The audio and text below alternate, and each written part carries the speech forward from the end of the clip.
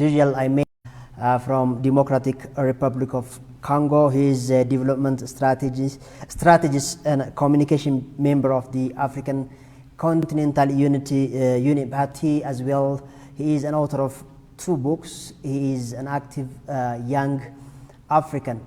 Today I met him via Zoom. I would like to say thank you for meeting me. Let me give you a chance for you first of all to introduce yourself. I said a little bit. Can you say something for our audience about yourself?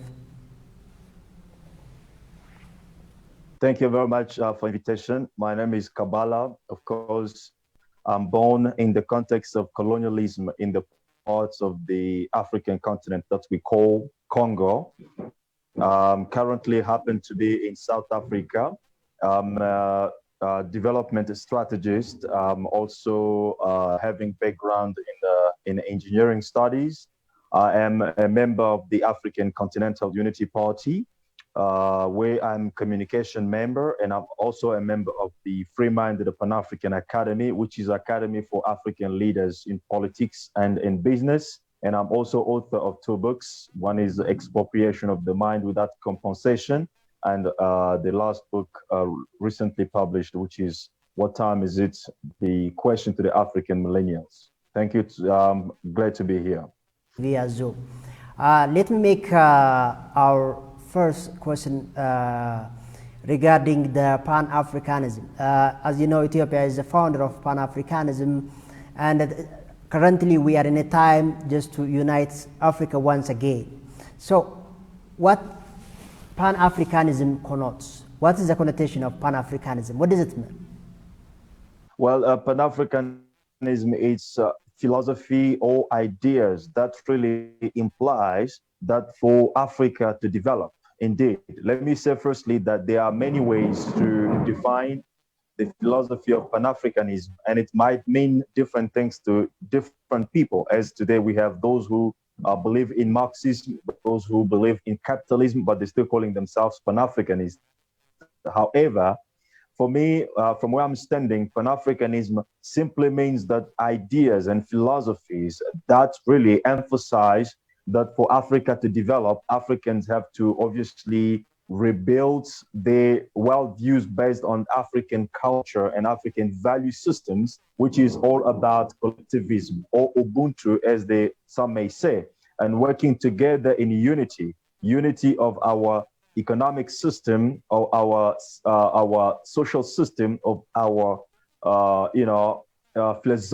philosophical system, even of our spiritual value system, because that's where we have come from, in order to achieve a kind of a unified efforts that will obviously take Africa in a better position, or far from where it is now. So the reason I'm saying that's because mostly the fundamental idea of Pan-Africanism is the unity of African people. However, unity itself is not the solution, is not the ultimate solution for African people. Because, for example, today, we can say, okay, let us dismantle all the borders and come together. Then what will change in terms of our social problems, in terms of our economic problem? Nothing will change, even though we have dismantled all the borders and we have come together. So unity is the key, is the formula that will help us to achieve things that we have to do collectively. For example, unity of African people will allow us, for example, to put together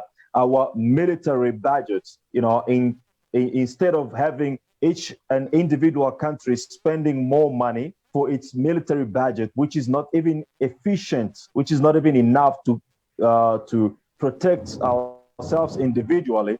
But if we can bring our military budgets together, it's going to make a good budget that can protect Africa as a whole. The reason I'm saying that is because in 2016, for example, African nations spent between 42 and 46 billion US dollars in the military budget or defense system.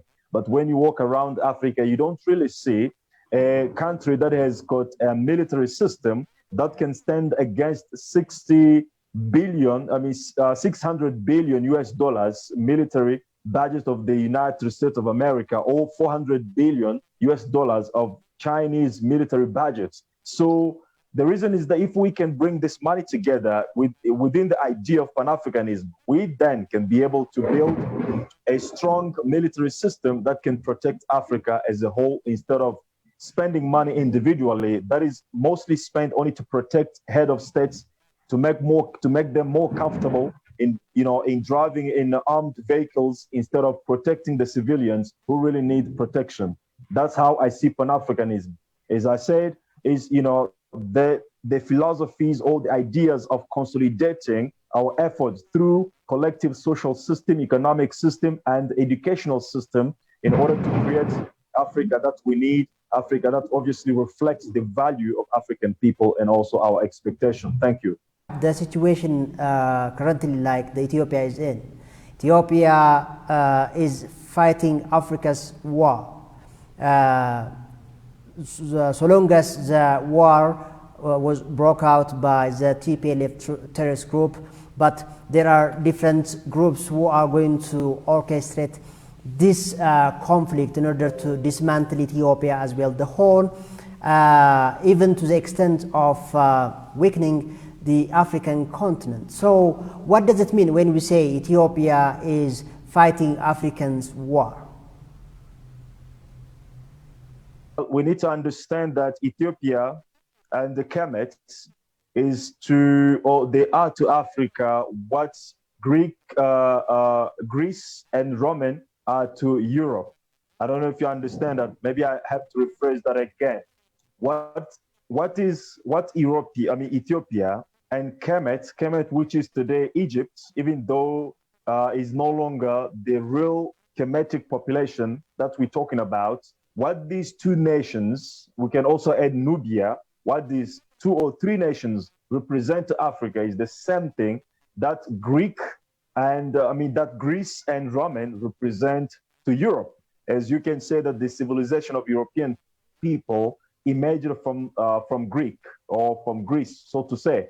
It is the same thing that the humanity and civilization of African people emerged from Ethiopia, from Nubia, and from Egypt, which we call Kemet in the ancient world. So, in other words, Ethiopia is the pride of Africa. Ethiopia is the symbolical pride of all of us as African people.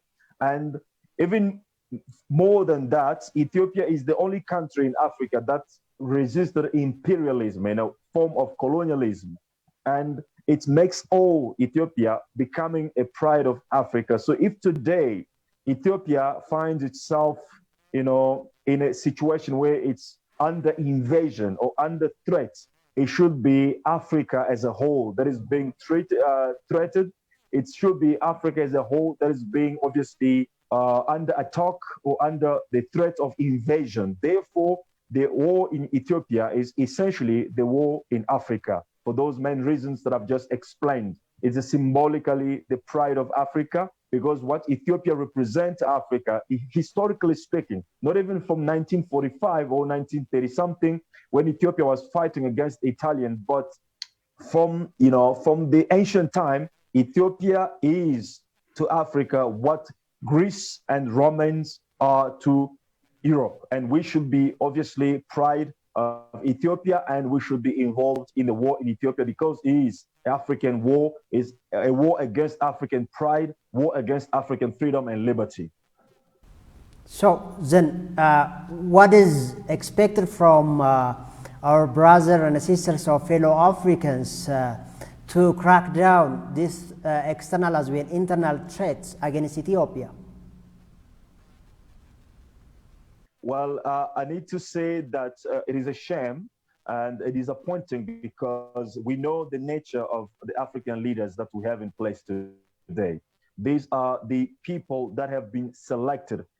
Mostly when we talk about voting in Africa or elections, what we do, we are going to we elect people that have been selected for us. And those people have been selected with mandate, with a mission or a specific or a job description which they have to fulfill in Africa. In most cases, the job is to obviously contribute to the development of the Western world, at the cost of African lives. So we, at this moment, I don't think personally that we have a lot to expect from African heads of states. The very same thing that happened during the time of Muammar Gaddafi is can likely to happen again if we rely on a lot of these head of states who have more European value systems than African and cultural, African cultural value system. However, I'm not implying that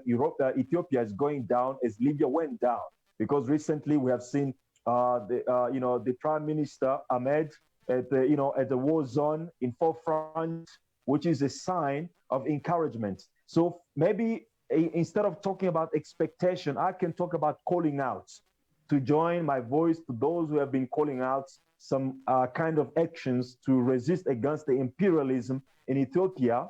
I'm calling out to those who can make decisions, because us today at the grassroots levels, at African people, we can only protest, we can only maybe complain, we can only make noise, but we want the African leaders who are in the position to take decisions to definitely take some drastic decisions in order to assist the regular army of Ethiopia, the federal army of Ethiopia, to resist against the imperialism that is coming in the form of rebellion, which is not really rebellion, but which is the arm of the United States and European countries trying to destabilize Africa and trying to destabilize or disrupt the good jobs that the Prime Minister Ahmed has been doing since he came to power.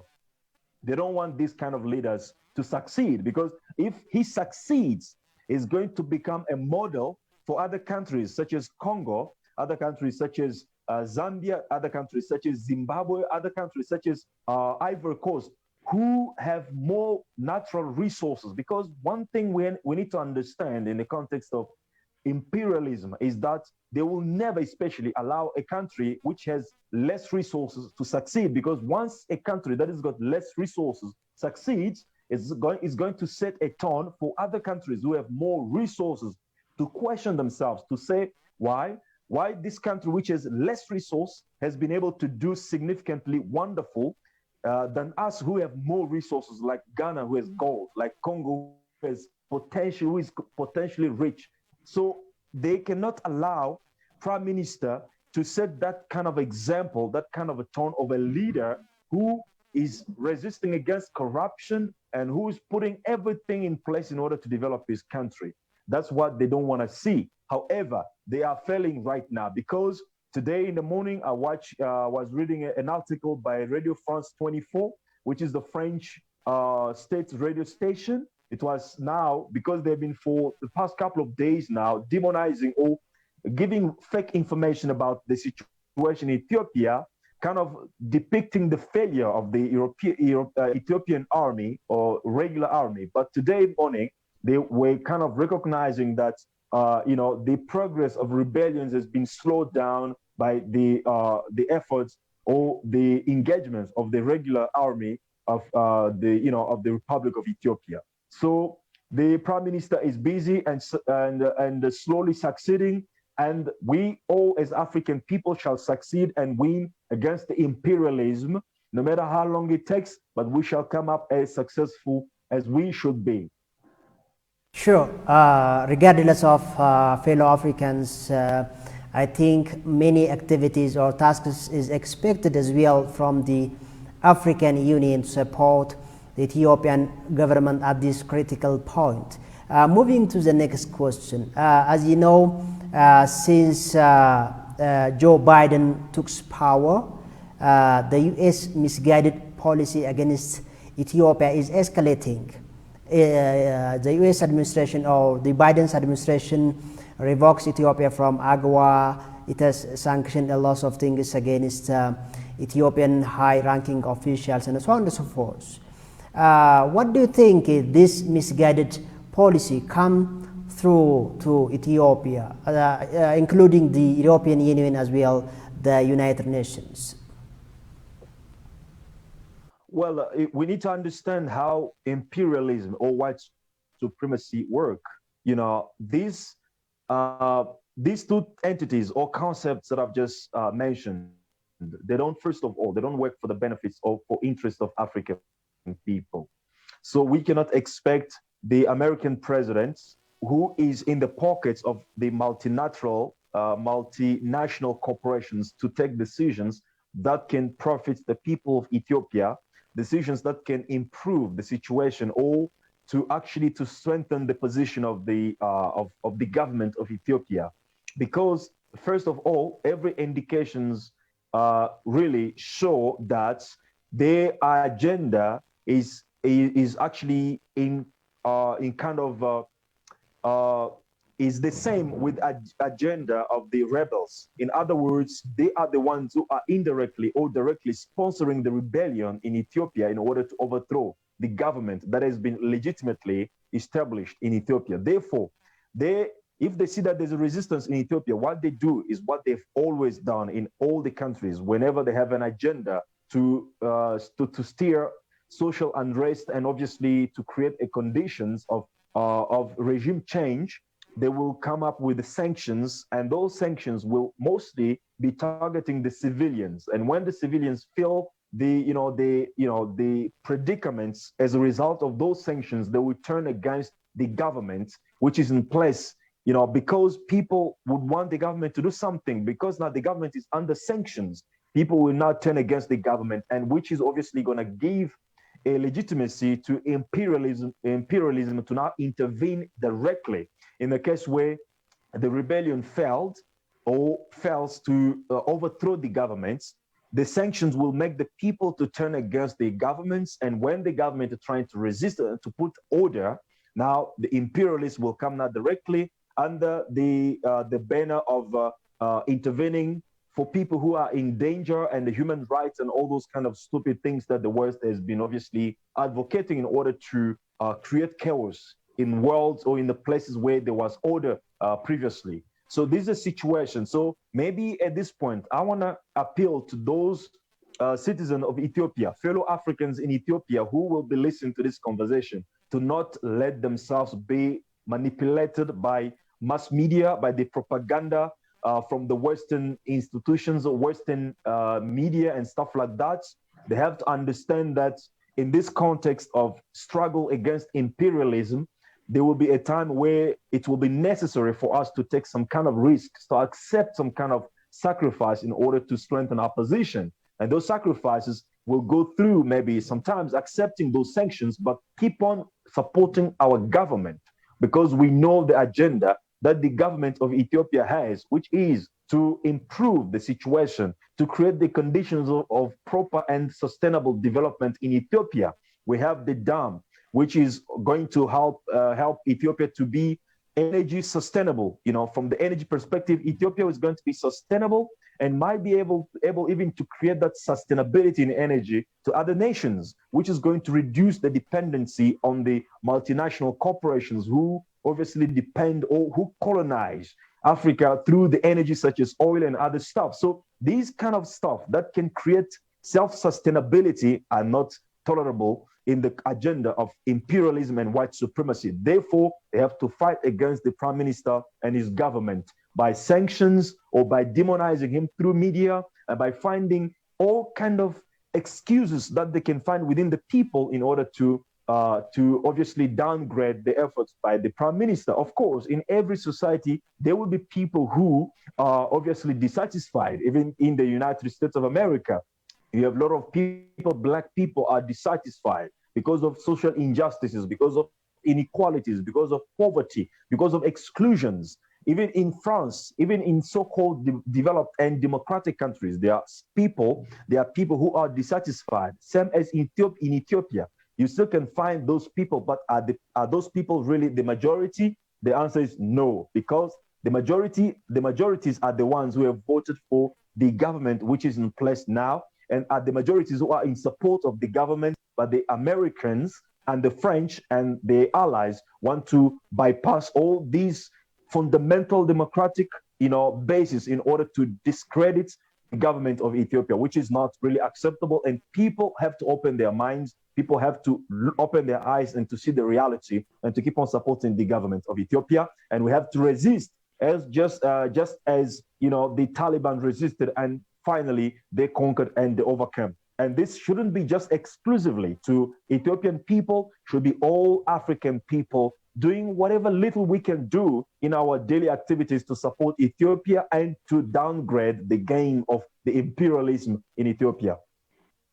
Yeah, thank you. As an African, of course, it is our weakness. We don't have a well-organized media that can voice our voice. The so-called international media outlets craft the reality of Africa and disseminate to the rest of the world. Hence, the media outlets like CNN, including Al Jazeera, BBC, Reuters, and other medias are engaged in cooking fake stories against Ethiopia or against the reality on the ground, including the United States of America Embassy here in Addis Ababa. In its statement issued every day, it is escalating the conflict. It says like the capital Addis Ababa is in a very dangerous situation. So what is your observation regarding these media outlets in creating fake stories? It's a psychological warfare. It's targeting the masses. It wants the masses to lose hope and to believe that the government is lost. And when the masses lose hope, you have to understand that the masses are obviously the foundation of a democratic system. And when they lose hope, when they see that there's nothing to protect anymore, or there's nothing to fight for anymore, they will lose or they will remove their support to the government. And eventually, as I said earlier on, they might even begin now protesting against the government, and which will justify a direct intervention of the American or a NATO army to Ethiopia in order to bring what they will call the order. They've used these kind of strategies in other countries, such as Libya. They've used these strategies in Syria. They've used these kind of strategies in many countries in the world. So we need to understand this, at least because we have the history now of how they've been using these things. And one thing about the media that has to be understood is the first thing that you need to question is who owns the media, the particular media, whether you talk about CNN, whether you talk about Al Jazeera, whatever that you might talk about, you need to ask the question, who owns that media or that particular radio station? Who pays the bill? Who sponsor it? And when you find the person that sponsor it, then you will know the reason why they are working against the government of Ethiopia. We need to understand that in the world that is dominated by neoliberalism ideas or the globalization, which is actually the privatization of the entire planet and its resources. In other words, people who are now running the transnational corporations, the people that we call the transnational capitalist class. It means the people who have an agenda to globalize the world so that they can own the world, you know, at the cost of the rest of the people. They don't want a government that is strong, the government that is working for the benefits of its people. They will always want a weak government so that they can create a chaos. And from that chaos, they can bring the UN, and the UN will come there to invade the place. And then that is where the whole situation will be lost, because now you won't be anymore the managers of your own nation. So we need to understand the policy of the United States of America is all about control and domination of a white man over the rest of the people. And Ethiopia is no different, right?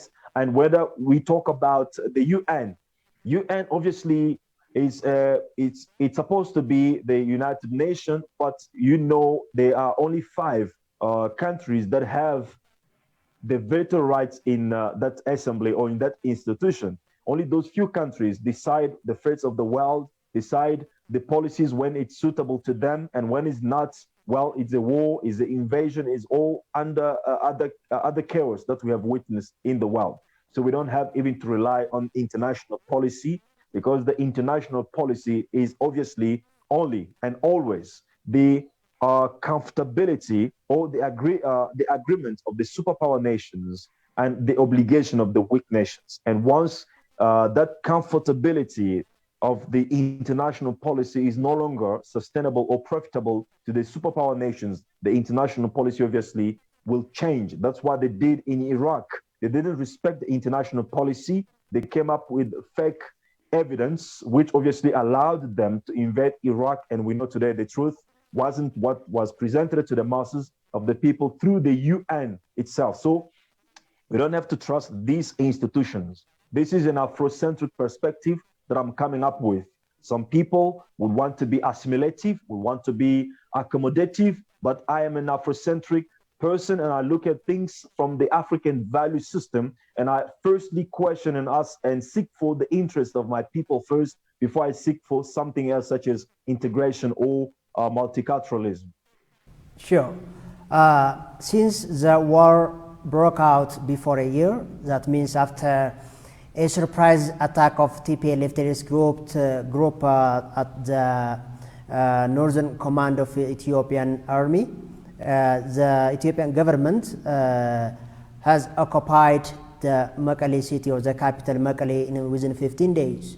Right then, the international humanitarian agencies, as well the so-called these international media outlets, were yelling regarding the humanitarian aid blockade.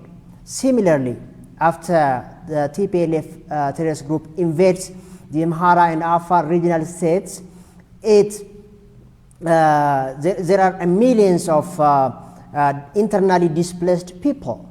But these humanitarian aid or humanitarian agencies are not talking about reaching these innocent people, in reaching humanitarian access to these innocent people. Tell us about this dichotomy.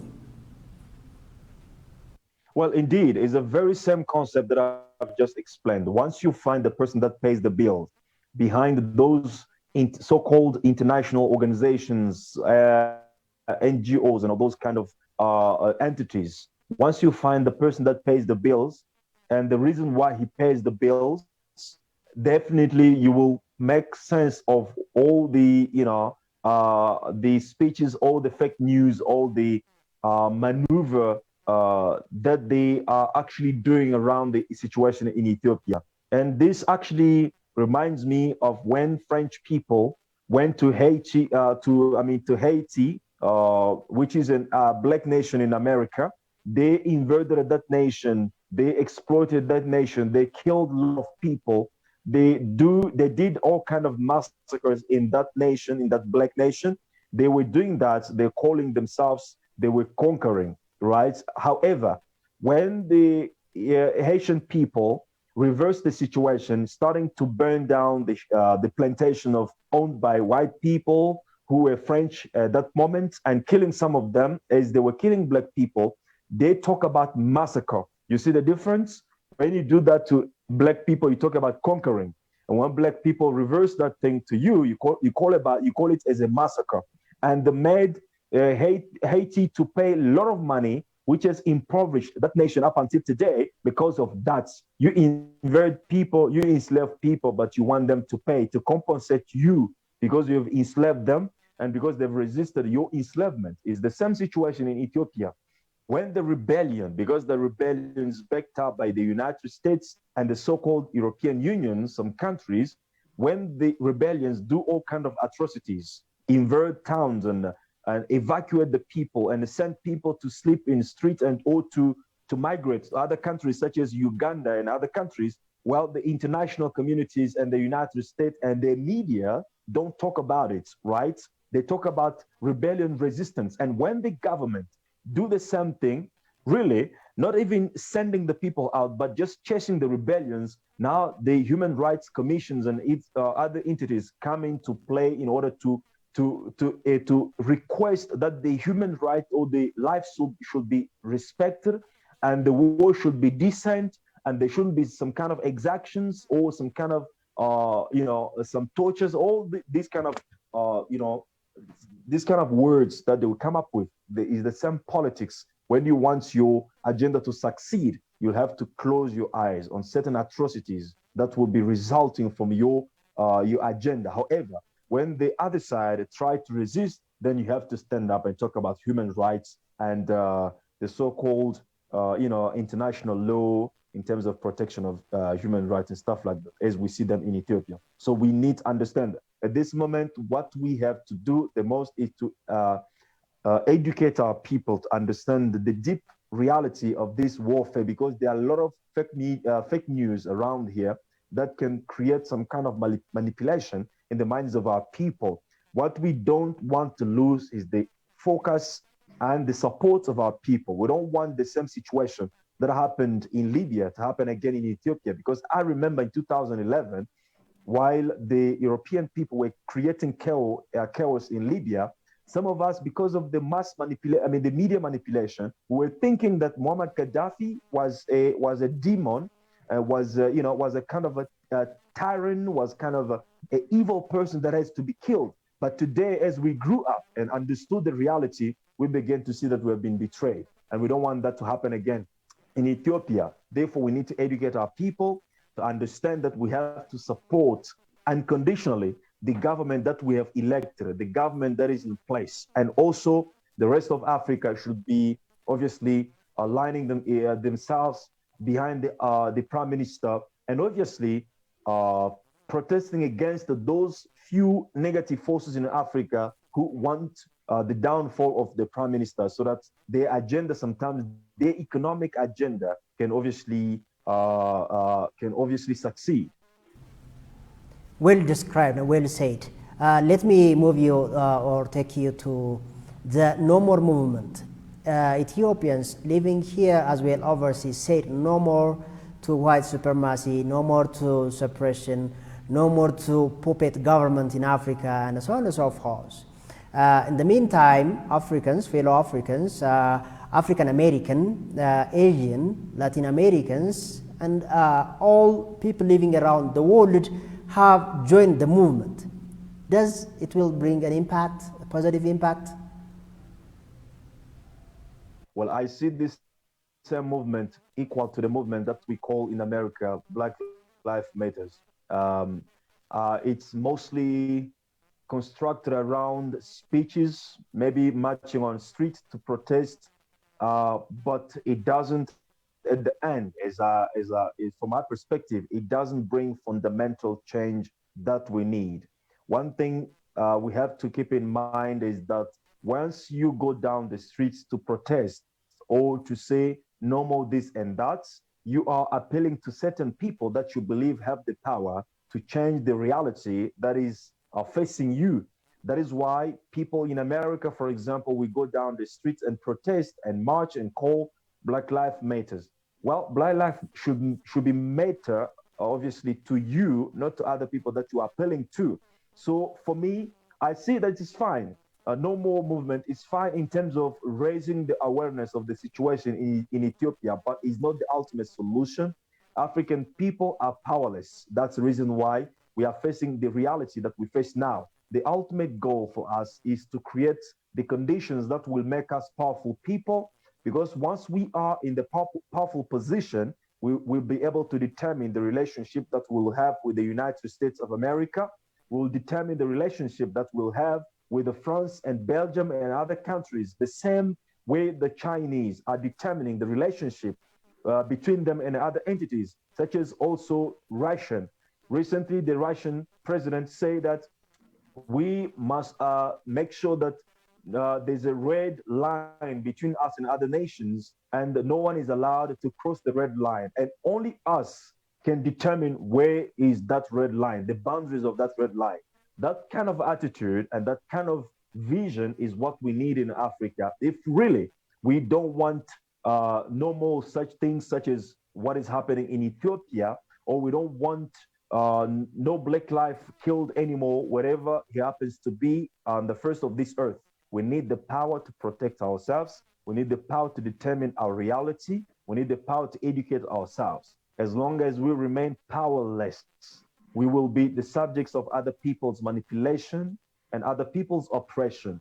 Therefore, no more movement is a good one, but for the proper and sustainable result to be produced, we need to begin doing, not just acting, doing. And we can do that in solidarity. And it has to begin with the grassroots level, because people have to understand in the 21st century, the salvation of Africa we're not going to come from the elites, because every time the elites join together to talk, they talk firstly about things that will keep them in power in a position of domination. They don't talk primarily about things that will make the masses of African people stronger and competing, right? Therefore, we need now to create a different African Union as the masses of African people to join and to begin now working together collectively in order to create a reality that will make us as powerful people. We can do that economically, we can do that socially, but most importantly, we need to do that militarily, because I'm seeing now that Africa is longing for economic development, which is good. But one thing that I want African people to understand is your economy is as strong as your capacity to protect it is. In other words, if you don't have the capacity to protect your economy and you want to develop economically, you will be like a person who goes out and buy a Mercedes Benz, but to park it on streets because he doesn't have a garage, a proper compound where he can secure or protect his car. So Africa is good that we should develop economically, but we should build a military basis that can also help us to protect our economic development, our social, scientific, and educational development. Because without the military capacity to defend and protect your wealth, you are building that wealth for your enemy who has the power to invade you and to take it away from you. An example is still in Libya. Muammar Gaddafi had a lot of money. He donated like 400 million, or I mean, 400 million US dollars for the, for the launching of satellites, communication satellites that Africa needed around the year 2002, if I'm not mistaken. By himself, he had a lot of money. He developed Libya economically in, at the standards of the so-called developed countries. But because he didn't have the military capacity to protect his economic development, he was obviously drained in the, in the hash, as we know, the reality of Libya today. So it's the same thing. It's good for us to march on streets. But when we march, we need to understand that we're marching to demand for other people to do for us what we are meant to do for ourselves. It's good for us to say no more, but we have to realize that no more is just a speech. It doesn't have substantial power until we begin to build the power basis that we need. And that can happen through a continental government system. We can do that, as I said from the beginning, by building a continental military basis, which can obviously work to protect Africa, militarily speaking. We can work in health situation or in health sector. We can work in economic sector.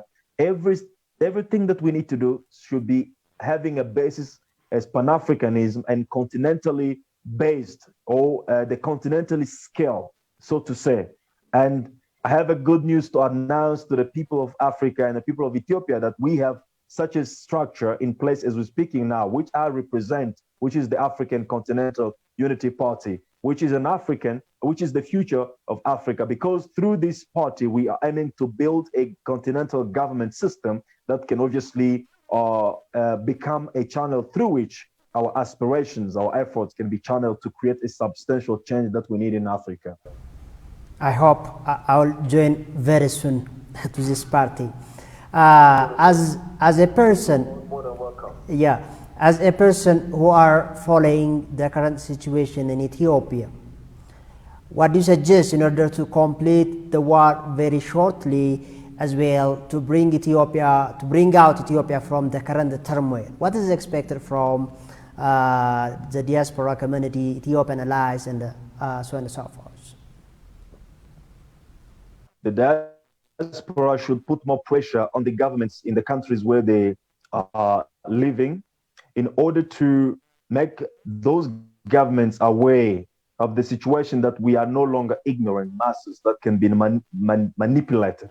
The age of social media today and the internet and technology development has allowed each person on the face of this earth, in most cases, to be informed, to be intelligent, because you can download the books, you can read the history, you can know a lot of things. And the mass media, or the media house, as a traditional media house, are no longer having that monopoly to inform the people. We are informed on daily basis through different channels or different mediums. So we need to make these people realizing that we are no longer doomed as we used to be in the past. We are knowledgeable today and we understand your manipulation.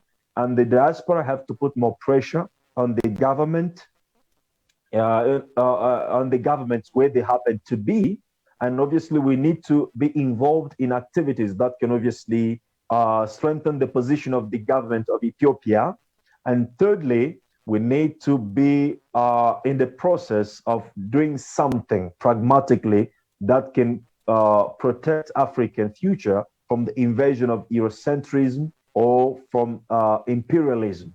And that's what I said. We can come up with a continental military system or political system. In that way, we'll be able to work collectively, to act collectively on matters of collective or common interest, such as the security. It's a matter of collective and common interest. As much as it's touching Ethiopia, it's touching the whole Africa.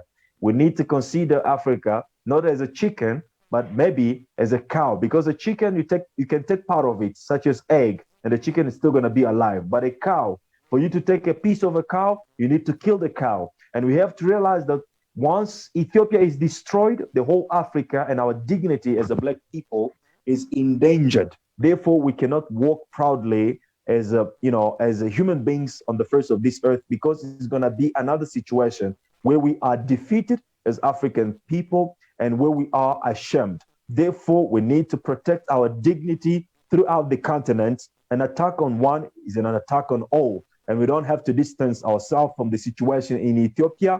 We have to stand in solidarity with Ethiopia and do whatever we can do, denouncing all the injustices, all the fake news, all the manipulation, and obviously supporting the efforts of the Prime Minister so that this effort can succeed, and teaching our people so that they can understand the global politics, how it works, and the manipulation of the white man, so that we don't find ourselves in an awkward situation that we have often found ourselves in the past again. Before we have concluded our conversation or interview, let me give you the final chance or an opportunity for you. If anything we have missed, anything, any message you'd like to deliver for those who are watching this program. Well, my call is to every African man and every African woman.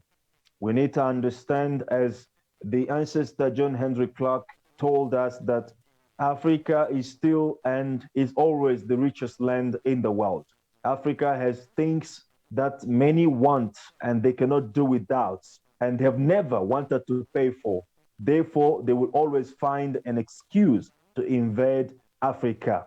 It is our responsibility today to understand that if Africa is the future, African men and African women might not have access to that future until he begins to do for himself what he sometimes wanted other people to do for him or for her.